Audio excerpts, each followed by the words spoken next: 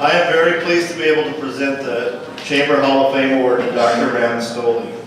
Dr. Stolee joined what was then Merrick and now Sanford and Perham Hospital at a time in the history when the organization was really struggling financially.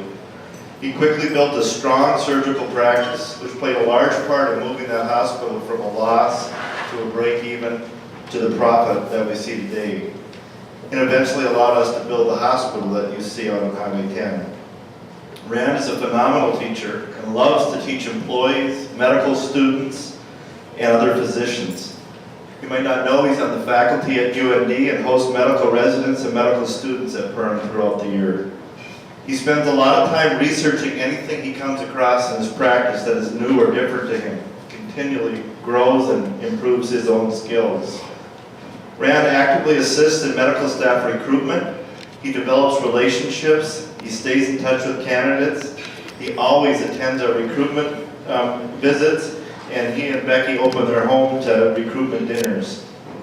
For his entire career, something else you may not know is he isn't just on the staff at Perham Hospital. He takes call for both Perham and Detroit Lakes, and twice during that tenure, he filled in there for when there was a long-term absence at Detroit Lakes on top of his full-time job in Perham. He's known to be great to work with, and trust me, you don't say that often about a surgeon.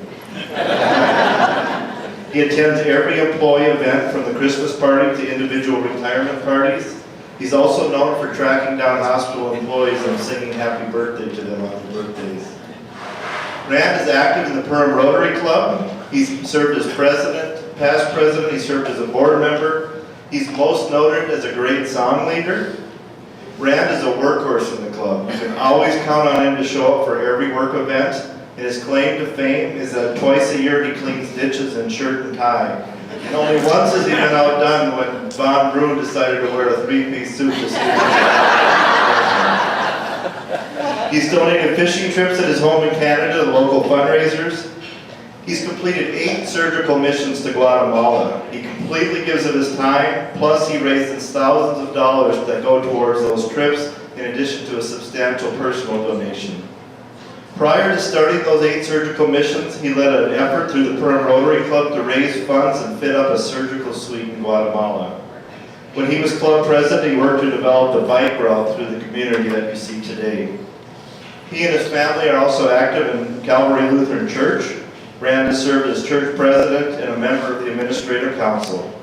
Each week he volunteers his time to prepare a PowerPoint with all the songs and appropriate pictures for the weekly service. He's very involved in their music ministry, from the senior choir to the men's ensemble, Jonah and the Wailers. He recently led a committee on the welcoming statement. He founded the Fishers of men's group and has led this and other Bible studies over the years. Shortly after he moved to Perham, he led a group that rejuvenated the Calvary Youth Program and hired his first youth director. Rand has also been involved in other ways in the community. He's been active on several school referendums. He's sponsored Kids from Common Hope in Guatemala, but he's also worked here to get other people in the community, both in his church and the community, to sponsor other kids as well. He led a team that prepared food and raised money for the Feed My Starving Children program. Rand is at nearly every community fundraiser and supports the community in that way. He's also committed to shopping locally and supporting Perham businesses. He's been involved in community theater, including playing the part of Jacob in Joseph and the Amazing Technicolor Dreamcoat. He serves on the Perham Hospital Foundation Board, and he was part of their major gift committee, along with Dennis and others, who raised $3.38 million to build the hospital that you see today. I'd like to end with just a few quotes that I heard from people as I was gathering this information. Somebody said that Rand is the perfect example. If you want to get something done, you ask a busy person. His surgery crew told me we would do anything for him because he would do anything for you. Somebody said if Rand commits to do something, he's all in. His pastor said Rand is deeply committed to his church and a theologian in his own right and a wise and capable leader. Another person told me he always takes time for his kids and grandkids. As busy as he is, family comes first. His wife told me a story about the time he and his sons built their own summer home on an island in Canada by hand. Rand himself has been quoted as saying, "Being a good dad is my highest goal." Rand enjoys spending time with his wife Becky, their 3 sons, 3 daughter-in-laws, and 3 grandchildren. Please join me in congratulating Dr. Rand Stolee.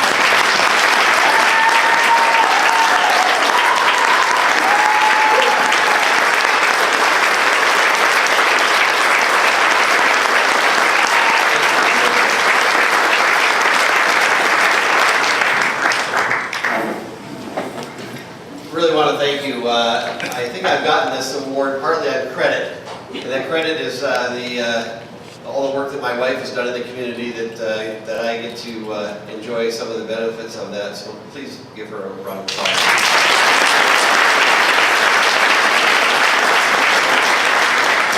Also, I think I had a good start because of the credit and goodwill that I earned by having Betty as my nurse for all those years.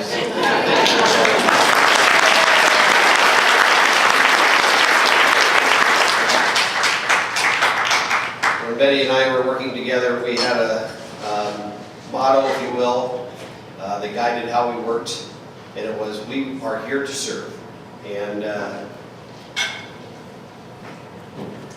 that motto meant there were a lot of Betty says on my schedule.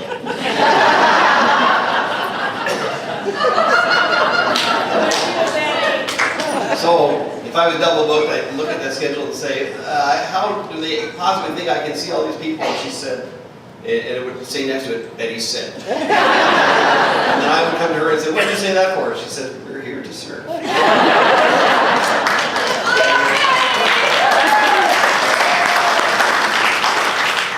So, we had a lot of great years together, and I think I came to Perham maybe thinking that I had something to bring. I thought I had a whole set of skills that only a small town could use, and that I thought maybe this town was on the verge of losing their hospital. Maybe I could come in and make it into something. And you did. No. The truth is, Perham made me better.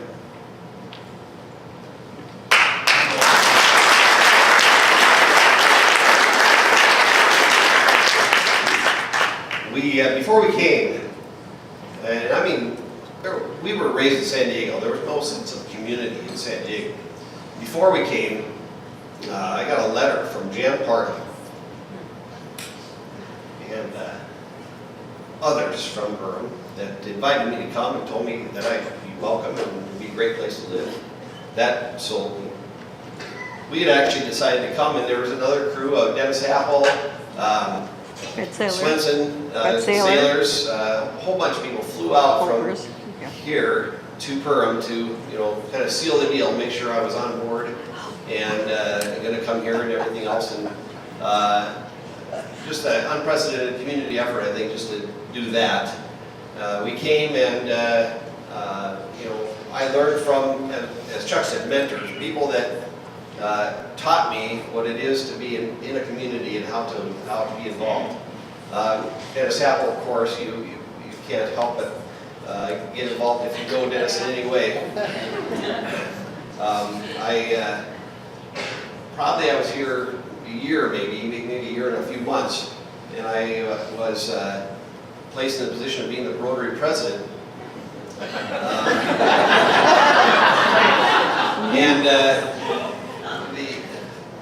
It was the best way to ever become a Rotarian I can imagine, because I was the president, which meant that I was supposed to be running everything, but they also knew that I knew nothing about Rotary. And so everybody did everything and made it go, and I learned from that this community can make it happen, make it go.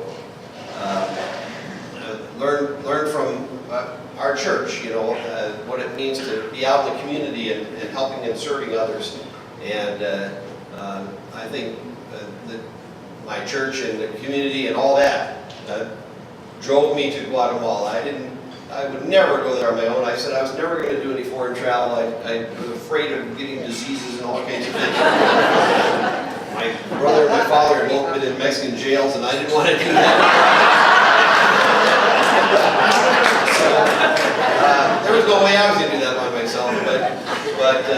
Betty started asking me, when are you going to go? And finally, I did go, and then I brought Betty and others to go down there. So it's just, this is a community that does make things go, makes it happen, and gets out there and does things, and that's what I've learned. We've got a great school district. Not every kid that comes out of that school district is gonna be successful, but I tell you, every kid that goes into that school district has the opportunity to come out extremely successful.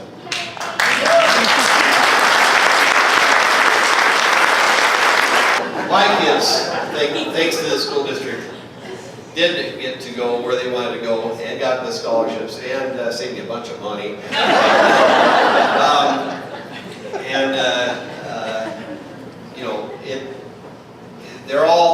They're all great kids because they've been raised by great people, and if you ask me, I think they got a good Christian education in our public schools.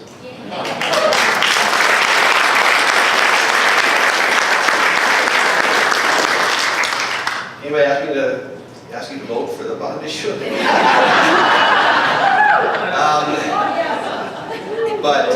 Anyway, I should tell you one other story. If anybody's ever seen me drive, or ski, I'm probably not the most polite driver. Until I came to town and realized that the person I cut off could be my pastor. You guys think it's sporting to go hunting in the fall. And where I was raised, it was sporting because the other guy might carry a gun too. And so we did our hunting in the highways.